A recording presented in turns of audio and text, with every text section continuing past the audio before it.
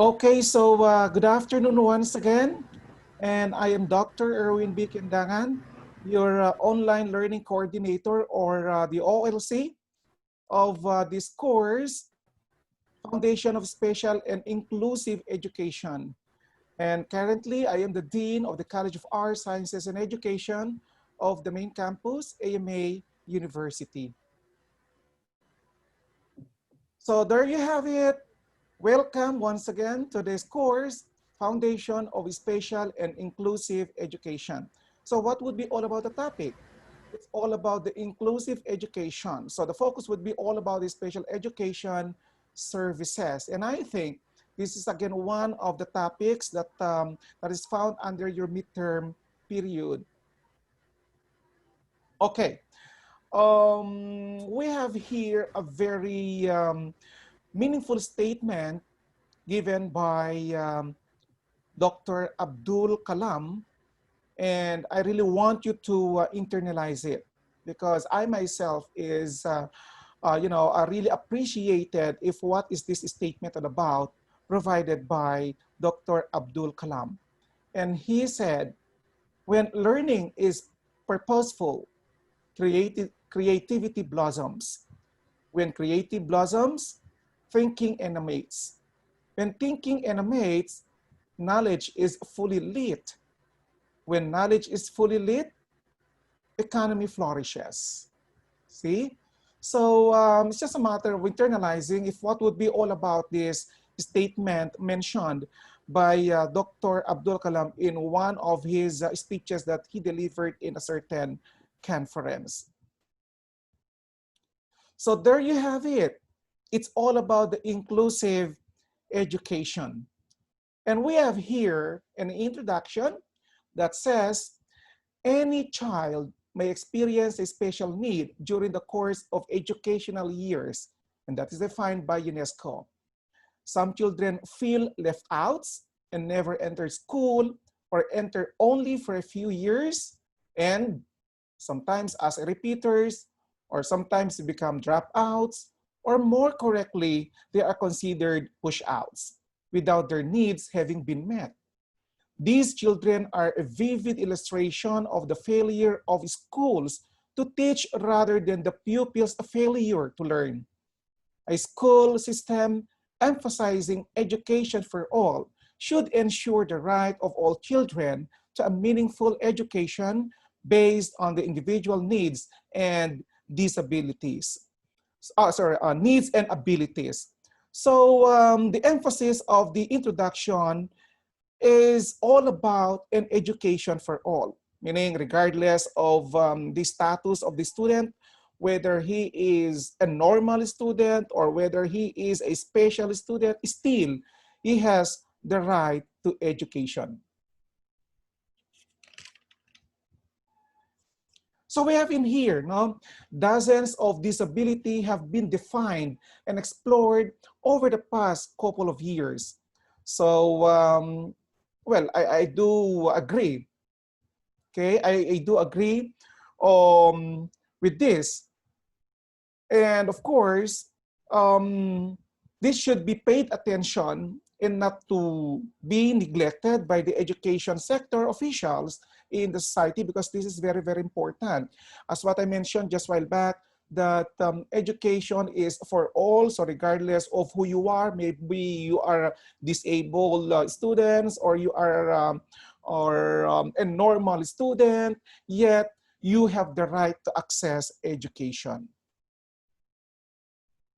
So what would be the types of disabilities? It says in there, one is the physical problems. So literally, when we say a physical problem, we're referring to the physical disability of the individual.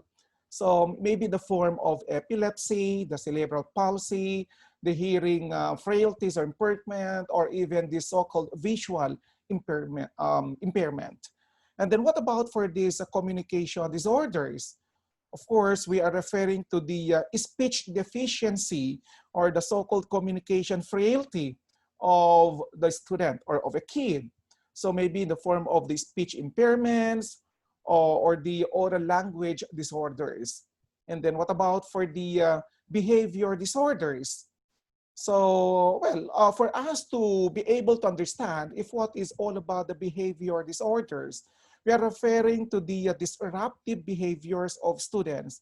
And this may be caused by the problems um, encountered, of course, by probably the school, or encountered at home, or even encountered in any form of social situations. Some example, you can have there hyperactivity and attention disorders, or even the so-called suicidal tendencies. Okay? And then the last there is the mental retardation. So I guess everyone is totally familiar or aware if what is all about the mental retardation. So, well, this refers to the substantial limitations in the present functioning of a certain student. Or probably that we're referring to characterized by a significantly sub-average intellectual functioning of a student. And that would be an example of what we call a mental retardation. So on the part of the school, they probably apply the so-called segregation or the integration of these students with special needs. So what is all about segregation?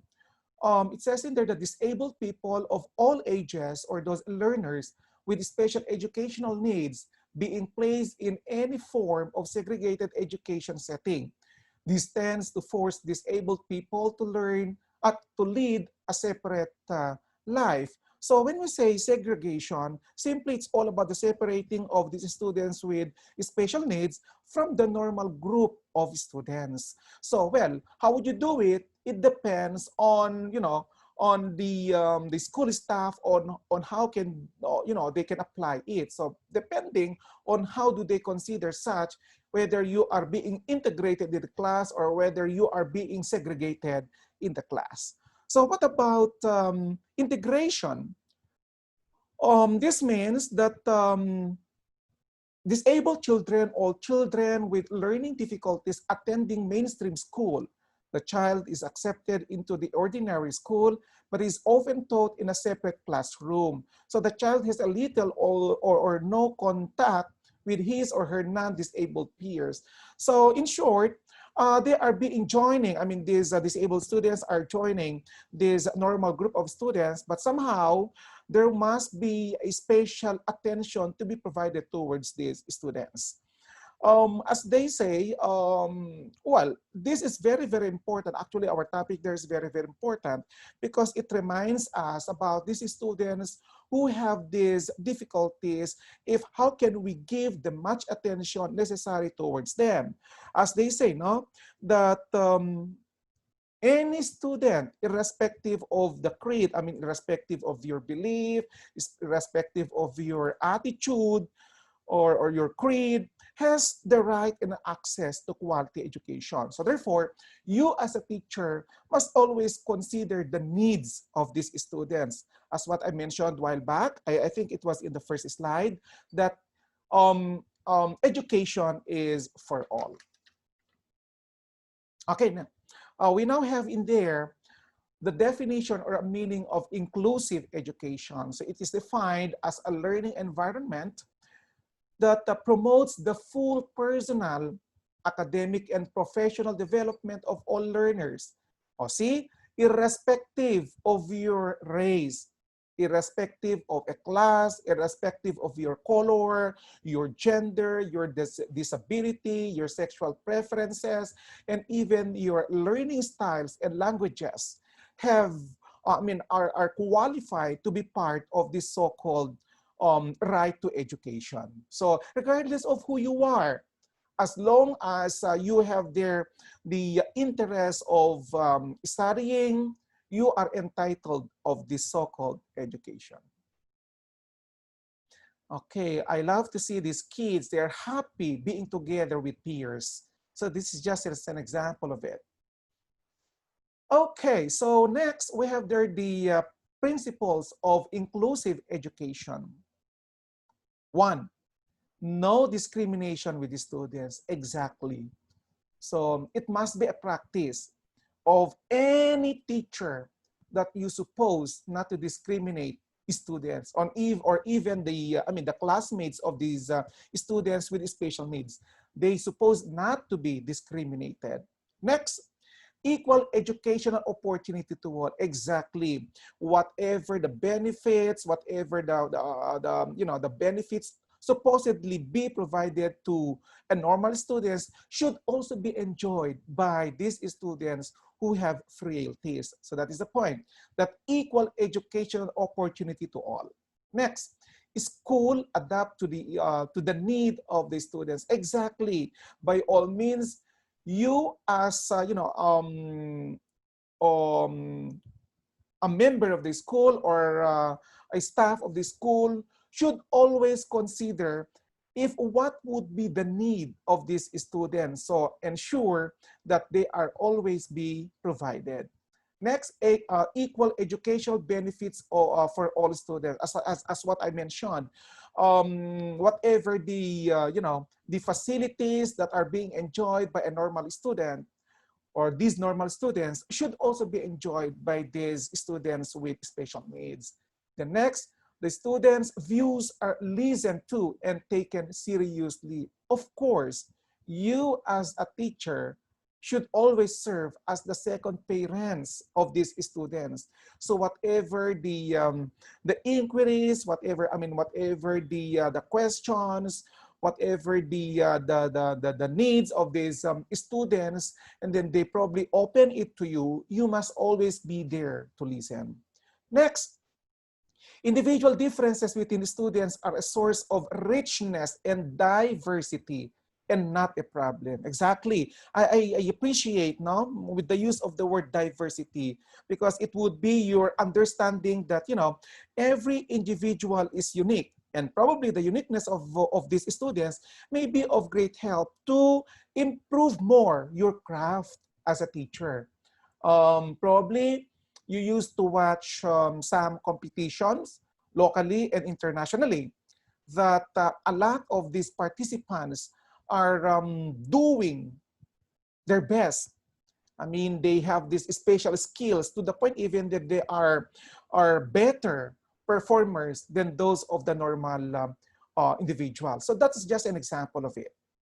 Next, practice of inclusive education. So how to perform or how to apply this so-called inclusive education. One, the practice of developing inclusive schools involves understanding inclusion as a continuing process, not as a one-time event. Yes. So meaning that whatever the encountered concerns of these students with special needs, well, might be then it will occur for the next group. So whatever the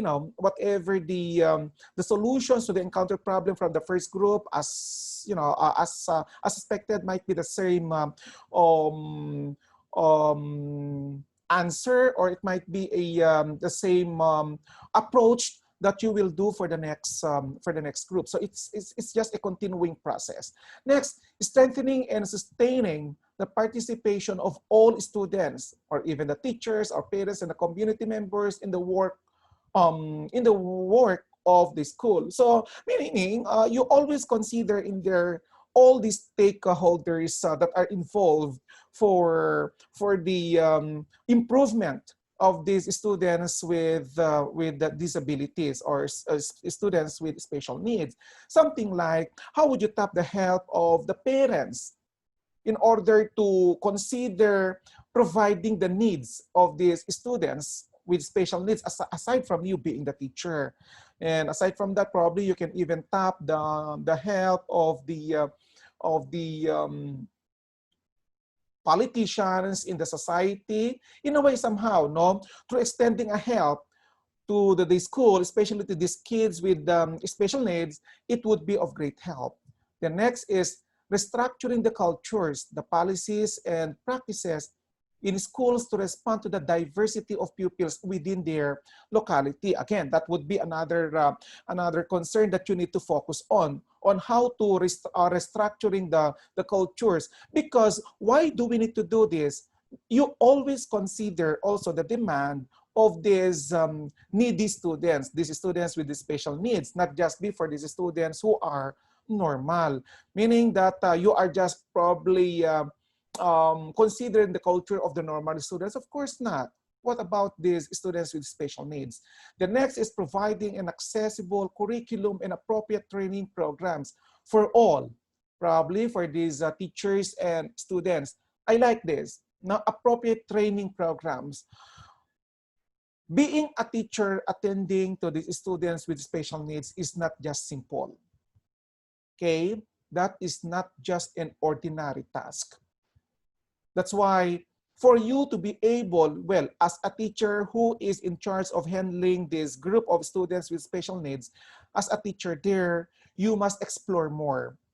Your objective in there is how would you then give the 100% need of your students with special needs. So maybe in the form of a training, maybe in the form of some ways in which it will help you in attending appropriately to the concerns of these students.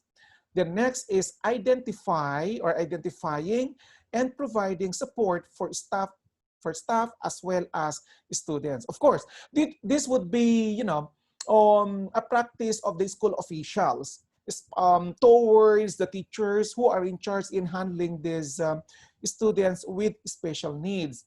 Somehow, you need to provide the full support. So it depends, no? If what would be the support that this teacher is needing to facilitate the learnings of these students effectively. Or, I mean, these students, I'm referring to these students with special needs effectively. So it's one thing, no? So being you as an officer of the school, or probably that you are the administrator of the school, you keep on checking if, or through your observation, if what would be the other needs of these students so that they may be at par to the learning, skill or to the learning way of these normal students. Okay, next.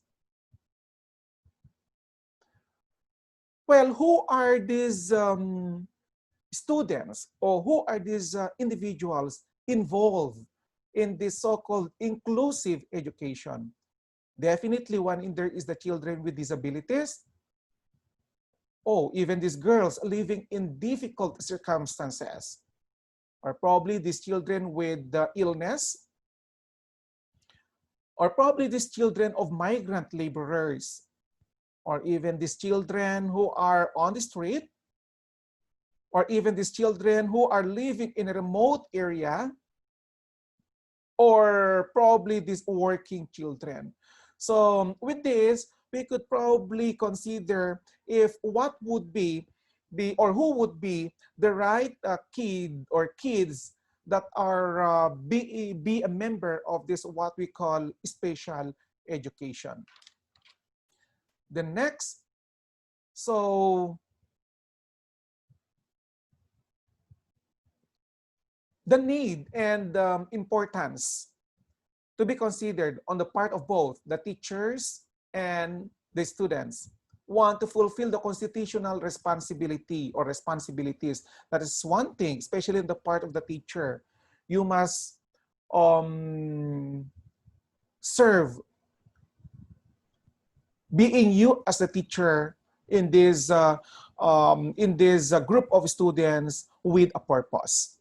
So to fulfill your constitutional responsibility to let these students be educated, to enable children to stay with their families for the development. Okay, the second is the second need there is to enable children to stay with their families. That is one thing, no? So especially then if you found out that these kids have problems with their families, so what you need to do is, you know, you must serve as the guidance officer. You must serve as yeah, that's it, as a guidance to help these kids to be still a member of the family. The next, for the development of healthy citizenship, for achieving the universalization, developing feeling of self-respect, That is one. No, this is very, very important, especially to these kids. No, that they have this difficult, or that they have this frailty going to school. So you must let them feel that they have to gain this so-called self-respect, and then for the use of modern technology somehow, you must also let them be aware with the use of technology. For social equality, that is also one thing. And then for self-reliant. Now next, aims and objectives of inclusive education. As what I mentioned, this is for all. That the education is for all, regardless of your age.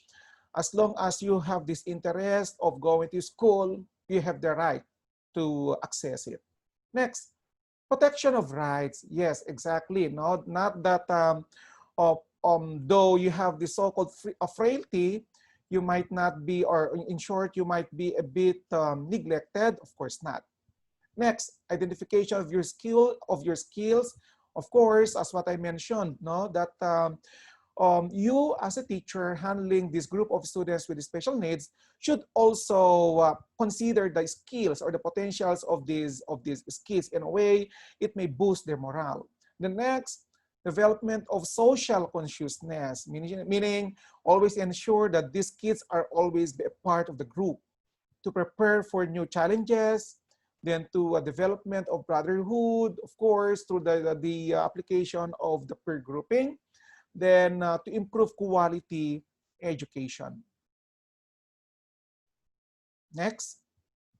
So what would be the common problems that are being faced by these students who could probably be part of this so-called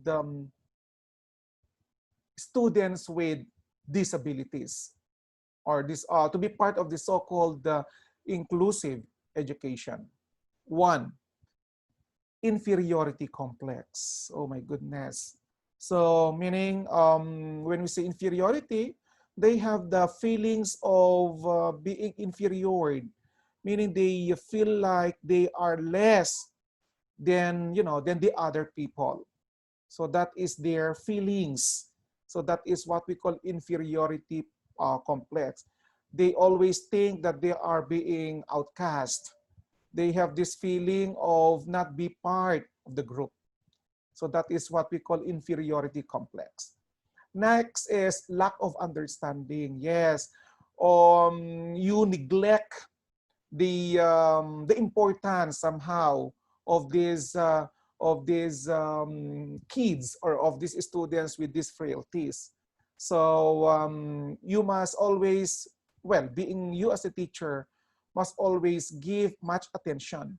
The next is adjustment problem. Of course, especially then if they have these problems that it occurred in their homes because of a conflict with the parents. Just an example of it. So until such time that this student may probably bring it into school, and then the focus to whatever the lecture is being distorted. So it's just an example of it. The next is isolated and segregated. So don't do this, no? Don't do this, the isolation and the segregation of students. Because you know what? Students are really that intelligent enough. They do determine right away whether they are being isolated or segregated. So somehow, you as a teacher should always put attention, no? You always tap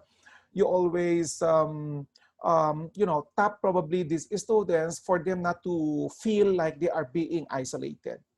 Then lag behind, of course, no? When you say lag behind is probably with your practice as a teacher having the so-called favoritism that you always call probably if who are your apple of the eyes in the room. So should be all, no, should be all. Practice this fairness in treating our students. Then feeling of extra burden. Okay, students may probably feel that they are a problem now to, or yeah, they might be a problem to the group. So it's just an example of it. Another is insecurity. Okay, feeling that these students are not secured in you, or as a teacher, or probably even to the classmates. It's just an example of it. The next is lack of expression. So when we say lack of expression, this may lead to the perceptions of, being unhappiness. So, well, that's why if there would be these concerns of these students and then they wanted to open it to you, you must be there to listen. This is very, very important. That once there are, that's why, whether these concerns are that heavy or not, it's just a petty concern, still you need to attend to it.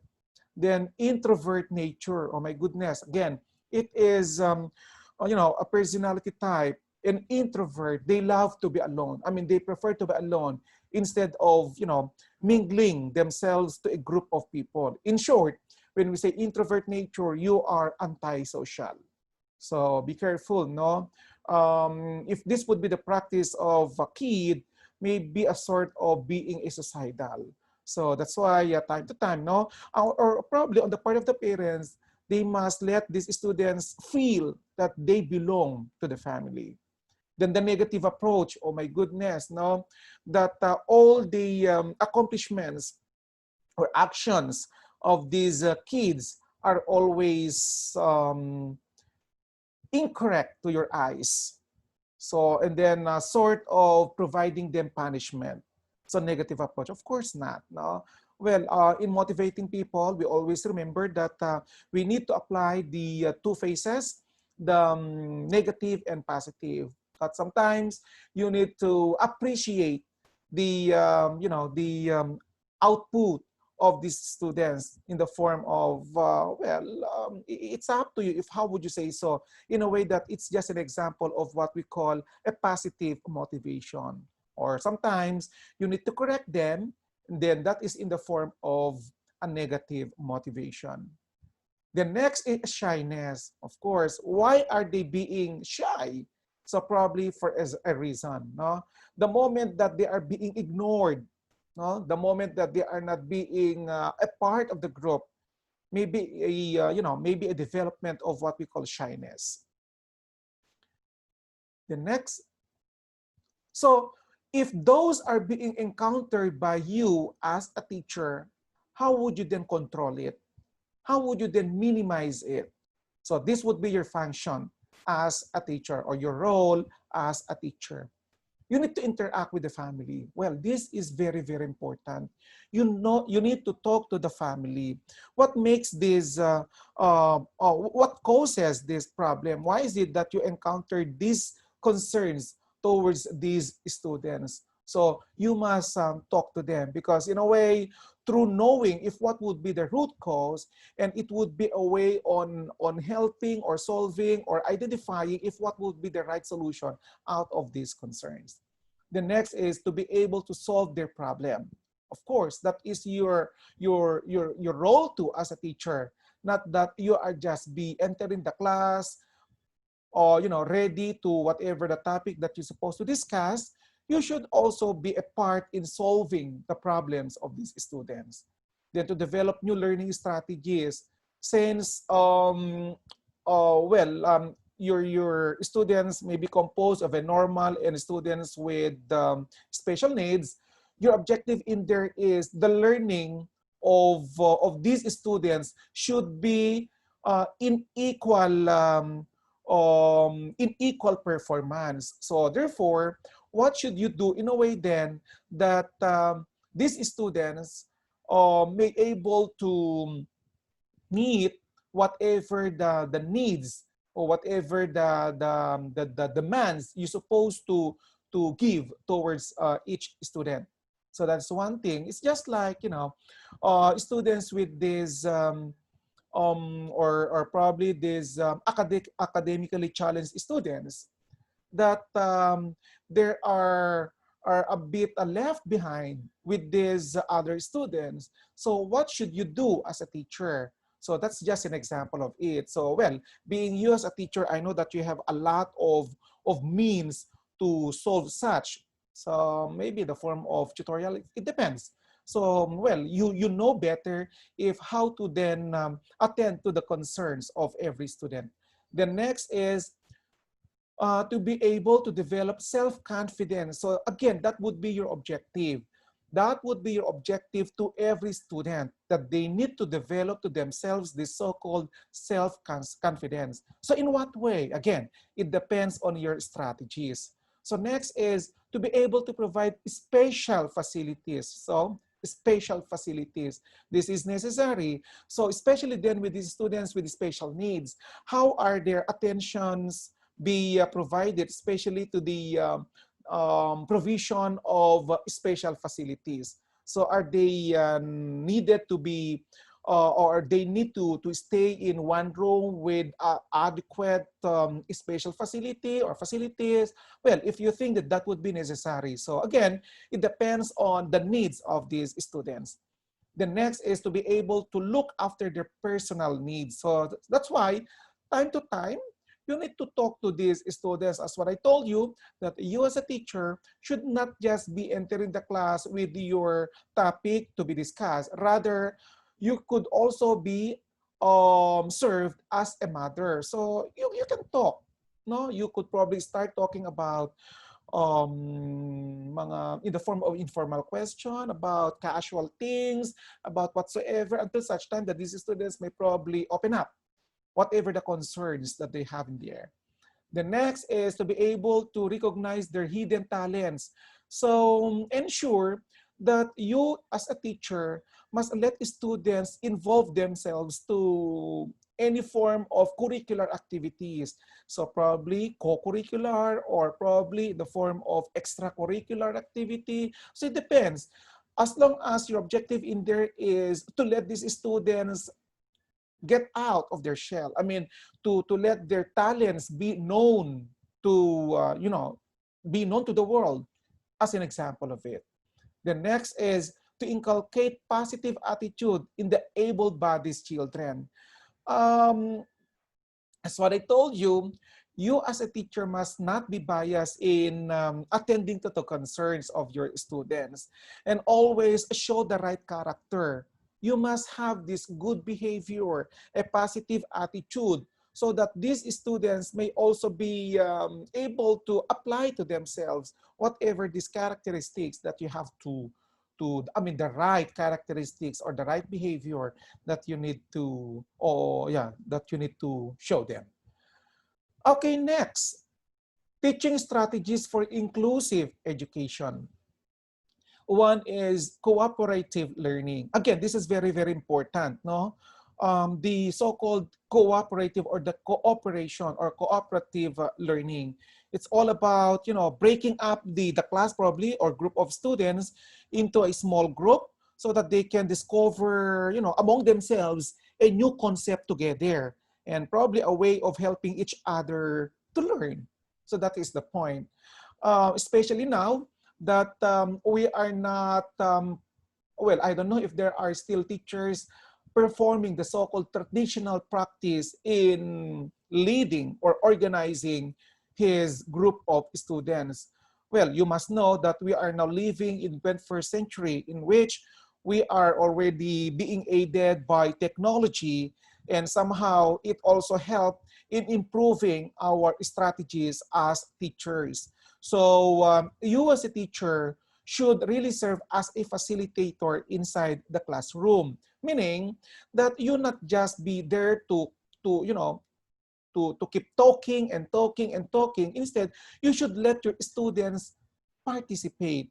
Let them be a big part as part of your discussion, as part of your topic. So in short, let them involve more than you as a teacher to whatever a topic that you're supposed to provide them. So same thing to the students with difficulty, no? These are students with frailty or special needs, that you should also give the appropriate action or appropriate demand needed to these students if it is important or needed. Now, something like if they need to stay in a place in which they are being grouped together with the co-students with other frailty, then do it. So it's just an example of what we call cooperative learning.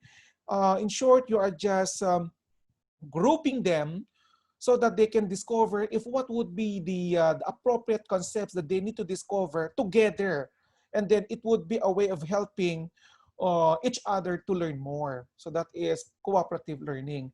The next is peer tutoring. I think this is not anymore new. No, peer tutoring is all about the body system. No, I think this is still a practice in your group, that there is this so-called a body system, especially if the teacher is grouping you into two, no, two members each group. So there is this so-called peer tutoring. So sometimes in elementary, actually, this is being applied, that a teacher is um, considering an advanced learner partnered with not what is the term, a bit academically challenged student. So that's the point. Okay, next. Then design of classroom for inclusive education. One is the size of class. Well, when we say size of class, ensure then that these students really move freely, especially with these students who have these frailties. With these students with special needs, literally for this physical, with physical problems, only students with physical problems. So ensure that these students can really move freely inside the classroom. Then they are being supported with adequate teaching aids. So again, you as a teacher must be resourceful enough that ensure the appropriate teaching aids are all be provided inside the classroom. Then the restriction of time. Okay, you as a teacher should always consider the time in meeting these students, because these students with special needs. Well, there are these students with special needs who have this so-called what's the term, who are short-tempered students. So in that way, you must know if what would be your limitation as a teacher, that do not keep on attending the class in a way that your meeting is likewise be with these students in a normal in a normal situation, that assuming a meeting is intended for 1 hour, and then in these students with difficulty can also be attended for an hour. So that's not the point, no? If you found out that these students have this short-tempered what's the term? Something like they don't spend much time of attending to you as a teacher. So you must know all of those things. The next is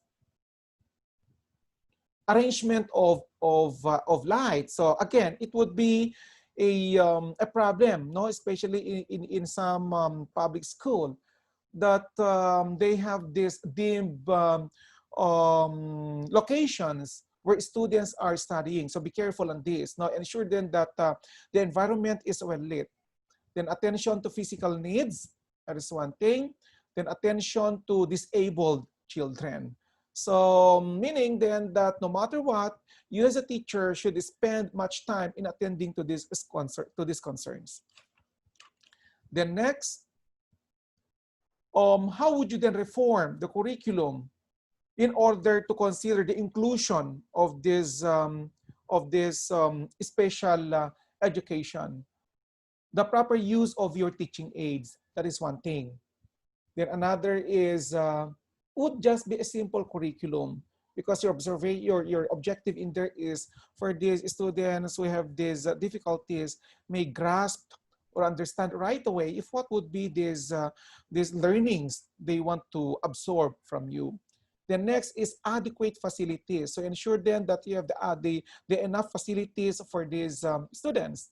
Then participation in games, let them be part of your activities, no, the curricular activities. Maybe as what I mentioned, maybe in the form of curricular, maybe in the form of co-curricular or the extracurricular activity. In short, they must feel that they are, they belong to the group.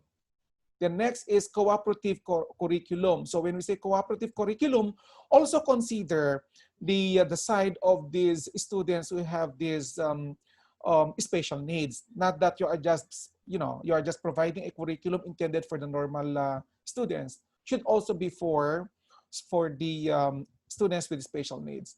Then providing reading material if it would be necessary to facilitate the learning, then provide it. Then participation, as what I mentioned, participation in co-curricular activities. And then next is the multi-level and flexible curriculum. So no matter what, no, ensure then that as these students have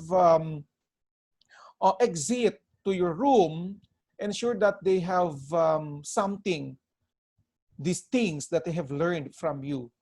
When we say multi-level and flexible curriculum, no matter what, regardless of who are your students, maybe they are slow learners, maybe they are advanced learners, should have an equal learnings as they exit the portals of your room. So multi-level and flexible in a way then that you must know the needs of your students. Okay, the next, barriers in inclusive education. You have in there negative approach. My goodness. So sometimes this is really happening that they they don't give much attention to students with frailty. So why is it that this is happening? Well, probably that a teacher there is not totally trained on how to attend the concerns of these students. So from there, a teacher may probably give a negative approach, and even a negative approach with the classmates. So, well, be careful on this. The next is, it would be a lack of physical facility. So it would be a problem then, no? The fact that you are there to really facilitate whatever the needs of these students, but unfortunately, you don't have there the adequate or enough physical facility to be used by these students, so it would be a problem. Then lack of funds, it would be also a problem, especially on the part of these teachers who are supposed to attend training to learn more on how to handle cases with special needs. I mean, I'm referring to these students with special needs. Then next is lack of trained teachers. Again, it would be a problem if they are not totally trained on how to handle special students. The next is social discrimination. So, well, this should not be a practice in school, because as what I mentioned, that education is for all. So there must not be social discrimination towards these students with frailties. The next is emotional problem. So don't let, well, if you found out that these students are encountering this kind of concern, or they are emotionally preoccupied, so you as a teacher must feel, or you must let these students feel that, you know, you are there to support them. No, you are there to really help these students encountering this concern. The educational problem. So educational problem, sometimes there are parents who don't let students go, I mean, who don't let their, or who don't allow their kids go into school, to school. So it's really a problem. So when we say educational problem, another concern in there is probably because the parents cannot provide the needs of these students by probably giving them a notebook or a pencil or whatever things necessary as part of the educational schooling. So it would be a problem. The next, strategies to improve inclusive education. One in there is mainstreaming. So again, this is very, very important. When we say mainstreaming, you have to place, well, precisely I'm referring to these students with special needs into a mainstream class or school. Something like you need to place these students into a right school where their craft are being honed, though they have this so-called frailty. So that is what we call mainstreaming. So, well, as these students are getting inside the room probably, or are enrolling in your school, you must observe, no? Or probably you may even interview this kid so that you may know if how would you then give the necessary information, the right education intended to this student. The next is encourage students no matter what, no? Let these students feel that they belong to the group. That that you must let them feel that they are still a normal student, like with same with these normal students that he or she has in there, that in a way it would be a motivation for them to attend to your classes, or a motivation to really participate to your classes. Then next is improve your textbooks. This would be a concern of some government schools, especially in the elementary government schools, that they have this lack of updated textbooks.